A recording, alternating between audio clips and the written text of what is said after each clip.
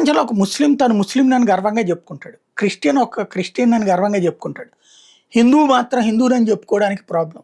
కులం పేరుతో చెప్పుకుంటాడు. లేకపోతే కనుక నాస్తికుడిని అంటాడు, హేతువాదిని అంటాడు. ఇట్లాంటి ఒక విచిత్రమైనటువంటి తలతెక్క వ్యవహారాన్ని నిలదీసింది న్యాయస్థానం.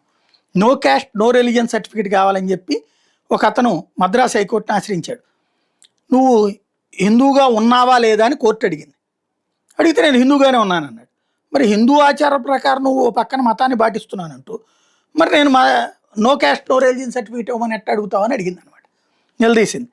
No caste no religion certificate కావాలంటే ముందు మతాన్ని వదులుకో అని చెప్పి సూచించింది.